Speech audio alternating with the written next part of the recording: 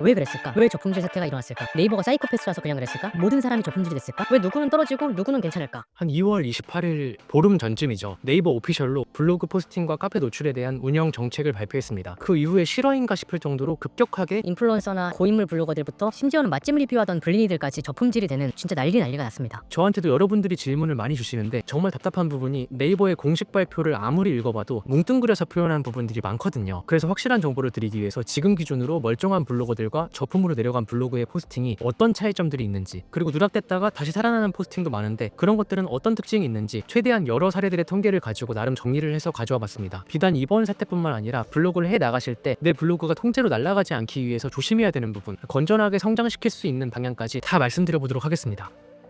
지금 현재 누락되는 포스팅들의 특징을 먼저 말씀드릴 텐데 너무 많아서 가장 큰 5가지만 빠르게 말씀드리도록 할게요. 첫 번째로는 AI 자동 생성 콘텐츠, 정보만을 나열하는 무미건조한 글들이 많죠. 직접 체험한 것이 아니라 AI가 생성한 글들을 그대로 작성하는 글들이 통째로 누락이 되고 있습니다. 두 번째로는 미사 콘텐츠, AI로 포스팅을 해달라고 하면 무에서 유를 창조하는 게 아니죠. 이미 인터넷에 나와 있는 다른 블로거들의 글을 긁어와서 짜집기를 해주는 것인데 그만큼 독창성이 없고 유사성이 높은 내용들에 대해서 저품질이라는 잣대를 더 강하게 들이밀고 있습니다. 이미지도 같은 사진을 여러 번 사용하면 유사 이미지로 문제가 되니까 새 사진을 사용하시거나 꼭 가공하신 후에 사용을 하셔야겠죠. 세 번째부터가 정말 당황스러운 부분인데, 세 번째는 키워드 악용입니다. 이건 정말 많은 블로거들이 당황스러워하고 있는데, 어떤 특정 키워드에서 상위 노출시키기 위해서는 블로그 지수가 안 될 때 C랭크를 올리는 방법이 있거든요. 같은 키워드, 같은 주제로 여러 번 포스팅을 발행하면 그 분야의 전문성 지수를 올려주면서 상위 노출 기회가 조금 더 생기게 됐었는데 지금은 조심하셔야 됩니다. AI를 활용해서 특정 키워드를 상위 노출 될 때까지 무분별하게 쏟아내는 경우가 많이 있었기 때문에 건전하게 하시는 분들에게까지도 불이익을 주는 케이스가 보이고 있습니다. 네 번째로는 과도한 광고 링크입니다. 제가 이전 영상들에서 CPA나 파트너스 링크를 활용하는 방법을 알려드렸는데, 쿠팡 파트너스 같은 외부 광고 링크를 모든 글에 반복적으로 사용하면 당연히 저품질 대상입니다. 피해갈 수 있는 꿀팁을 못 보신 분들은 이 위의 영상을 참고해 주시면 될 것 같아요. 다섯 번째는 위험한 키워드입니다. 제가 말씀드리는 위험한 키워드는 상업성이 높은 키워드와 관광 관련된 키워드입니다. 대출이나 도박, 보험, 부동산, 법률이나 병원 후기들까지 상업성인 성격이 강한 키워드들은 각 키워드마다 지켜야 하는 규제들이 있거든요. 이걸 먹었더니 병이 나았다라는 말을 하면 안 된다든지, 어떤 금융상품이 무조건 수익을 얻을 수 있다든지, 뭐 이런 것들 있잖아요. 각 분야에 맞는 공부를 진행하신 후에 포스팅을 하시는 게 무조건 안전합니다. 건강 관련된 여러 가지 정보들도 검증되지 않은 정보를 적거나 의학적으로 잘못된 주장을 한다면 네이버 입장에서는 피해자가 나오기 전에 빠르게 정리를 하는 게 당연하겠죠.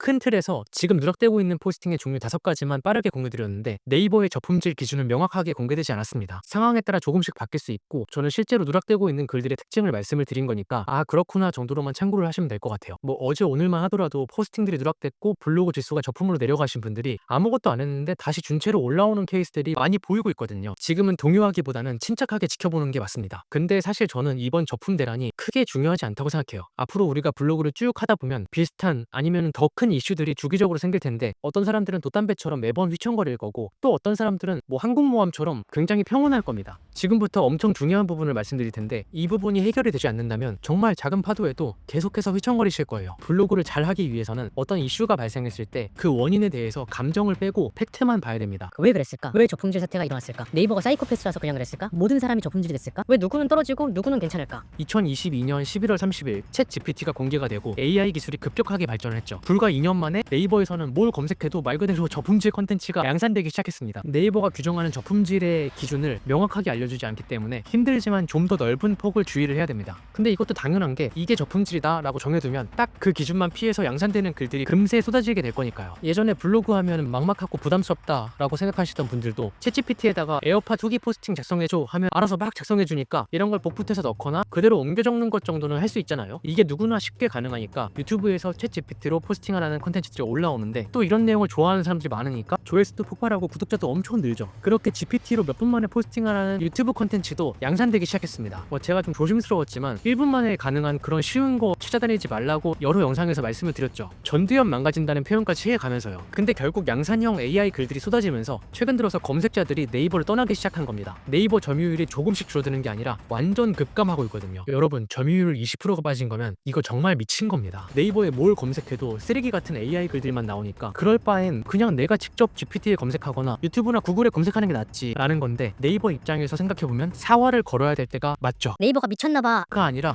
그래서 그랬구나 라고 생각하는 쪽으로 넘어와야지 어떤 상황이든 해결할 수가 있습니다. 그리고 정말 중요한 이 두 번째, 지금 피해보신 대부분의 분들은 방문자, 애드포스트 이쪽에 집중돼 있습니다. 그렇다 보니까 하나하나의 콘텐츠 퀄리티보다는 내가 상위 노출 가능한 키워드를 찾고 대충 작성하는 분위기가 만연해 있죠. 블로거의 본질은 상위 노출 시켜서 애드포스트 수익 먹는 게 아니라 포스팅이라는 콘텐츠를 발행하는 크리에이터가 되는 겁니다. 그 하나하나 콘텐츠들의 퀄리티가 결국 플랫폼의 퀄리티를 말해주는 거고요. 근데 소울 없이 애드포스트 수익만을 올리기 위해서 아무 도움도 안 되는 글들을 뿌리는 블로거는 네이버 입장에서는 제거해야 될 1순위가 될 수 있겠죠. 정리하자면 광고 회사인 네이버는 광고와 어떤 거래가 활발해지는 환경을 조성하는 걸 좋아하지만 정말 작은 것들만 보고 AI 글을 양산하는 블로거들은 앞으로도 척결될 거다. 반면에 자신의 경험을 녹여서 개성 있는 글들을 작성하는 네이버라는 플랫폼을 빛나게 해줄 수 있는 콘텐츠 크리에이터들에게는 더 많은 혜택을 줄 겁니다. 예전에 나왔던 인플루언서, 클립 크리에이터, 퀴드메이커 이런 것들이 네이버의 진짜 마음을 보여준다고 생각해요. 저는 굉장히 일관되게 본질을 말씀드리지만 당장 GPT를 써서 할 수 있는 자동화 부업들과 비교하면 문턱이 높게 느껴지는 건 당연합니다. 하지만 그 문턱만 넘어오신다면 어떤 파도들이 와도 흔들리지 않고 편안하게 수익화 구조를 만드실 수 있을 거예요. 그래서 이번 사태는 네이버가 검색 품질을 개선하고 검색자, 그러니까 사용자들의 신뢰도를 회복하기 위해서 제발 우리도 좀 살자. 라고 극단의 조치를 취한 겁니다. 저품질 포스팅은 딱 잘라서 규정하기보다는 검색 결과의 신뢰도를 떨어뜨리는 콘텐츠들을 전방위적으로 정리하고 있는 거라서 뭐 누락됐다가 다시 살아났다가 저품 내려갔다가 다시 준체로 올라왔다가 굉장히 혼란스러운, 정답이 없는 상황입니다. 일희일비하기보다는 읽는 사람에게 도움이 되는 콘텐츠를 작성한다 라는 마인드를 다져가는 기간이 됐으면 좋겠습니다. 지금 이렇게 혼란스러울 때 꼭 저품에서 최적화 블로그로 올리는 방법 이런 말들을 하는 사람들은 다 사기꾼이니까 조심하시고요. 확실한 정보가 나오지 않겠지만 그래도 윤곽이 보인다면 빠르게 영상으로 정리를 해보도록 하겠습니다. 제가 그동안 매창이 너무 바빠서 영상을 잘 못 찍었는데 한 달간 여행 블로그로 수익화하는 여정을 공유드린다고 했었죠. 나름 결과가 나와서 다음 영상은 그 부분을 올려보도록 하겠습니다. 오늘도 영상 봐주셔서 감사합니다. 즐거운 하루 보내세요.